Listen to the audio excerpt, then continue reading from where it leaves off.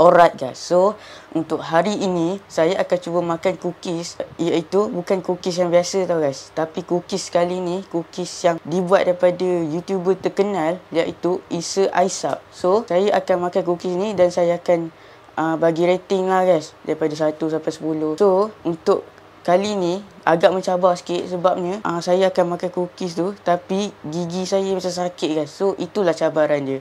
Tapi apa-apa pun korang jangan lupa subscribe and like video ni sebelum korang tengok saya makan. So sekarang ni saya akan makan tapi jap. Mana barang. Oh, ini dia guys barang dia. So kalau korang beli korang akan dapat kotak macam ni. Tapi saya rasa memang korang tak dapat beli pun sebab benda dah sold out guys. So yang ini nasib saya sempat beli. So saya dah buka kotak dia. Kalau korang tengok, saya dah buka kotak dia. Tapi itu tak penting. Yang penting kita belum buka dia punya ni. Korang boleh nampak? Okay. Nampak tak? Kubik. So belakang dia macam ni. So kat sini ada tulis Isap. So jom kita buka. Tak sabar.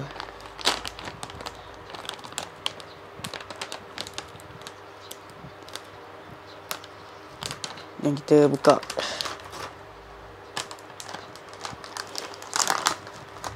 Alright. So saya minta maaf kalau saya bagi review yang tak elok sebab Isak sendiri kata kalau nak bagi review tak elok pun tak ada masalah. Sebabnya dia tahu yang semua orang ada dia punya bau guys. Kuat guys. Sebabnya Isak tahu yang semua orang ada lidah yang lain. Kau faham tak maksudnya? Maksudnya ada orang yang ada rasa macam rasa macam sedap, ada orang dia rasa macam benda dia tak sedap. Dia ikut inilah orang dia. So saya untuk hari ni saya akan cuba lah. So kalau kau nak tengok kau boleh tengok dalam ni. Nampak tak? Right. So ni kalau korang tanya rupa dia, ni macam ni guys rupa dia. Alamak tak nampak lah. Kabur. Sini rupa dia. So saya nak try makan. Bismillahirrahmanirrahim.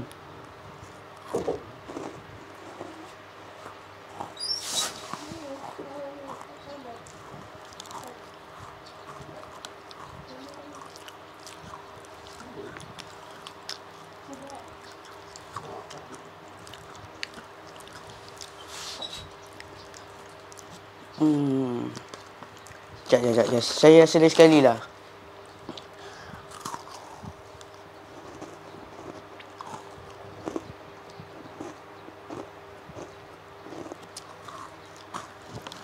Tolong main tak?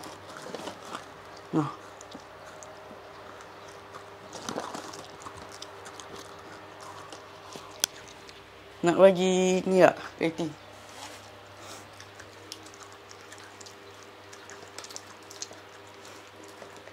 Ya, boleh lah. Dari 1 sampai 10 berapa? 9 kot. Sebab apa? Sebab dah tahu lah tapi tanya je. macam biasa rasa dia. Kan. Banyak perlu penambahbaikan. Kau dengar tak tadi? Kim pun kata macam tu. Sebab apa? Sebab saya pun rasa macam biasa guys. Saya rasa kan. Alright, saya rasa rasa dia macam cookies yang biasa.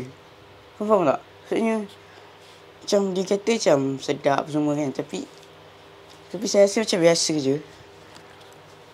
So saya rasa memang kena tambah kebaikan lah. Bagi saya dari 1 sampai 10 saya bagi 5 je lah. Sebab saya dah biasa rasa ni. Saya rasa macam tak relevan sangat lah kalau kau bayangkan harga mahal tau. Harga RM35. Saya rasa baik saya beli kat kedai je guys. Sekejap.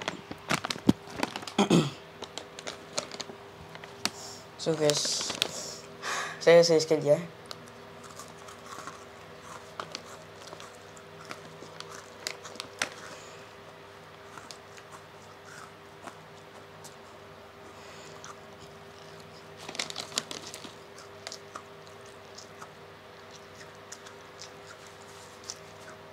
Saya rasa memang punya ada tambah kebaikan lah.